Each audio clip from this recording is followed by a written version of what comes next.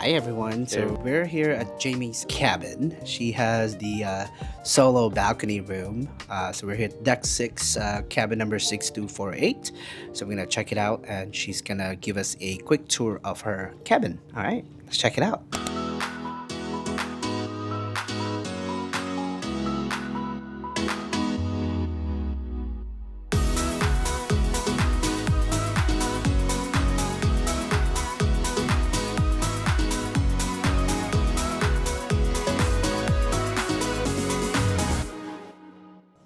All right, cabin 6248.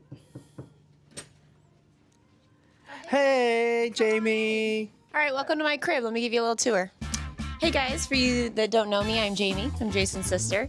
And I'm gonna give you a little tour of a single occupancy room. This is room 6248 on the Ovation of the Seas. I have stayed mostly in double occupancy rooms, balcony rooms, and this time I opted for a single so I could take that extra cash into the casino.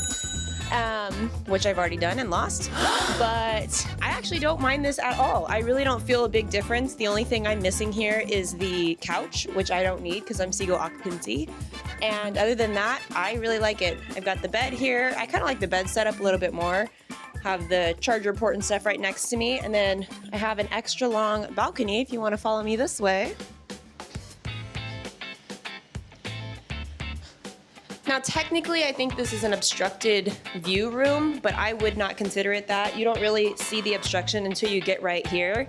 And for me, this is a win-win, because if I happen to fall overboard, I'm already saved before I hit the water. So I'm happy with it.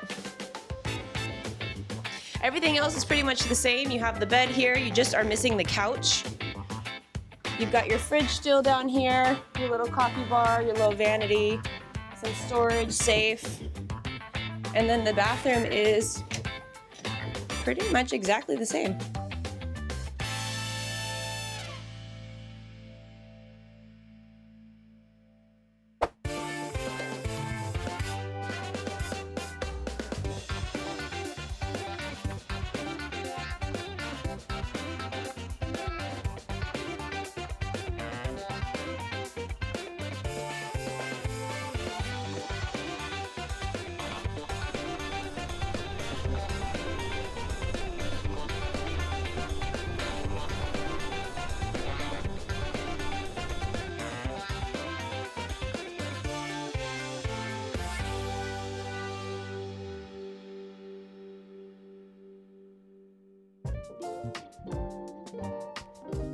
So if you're considering a single occupancy room on Ovation of the Seas, I would definitely go for it. I think it's worth the savings and you really don't miss any of the space.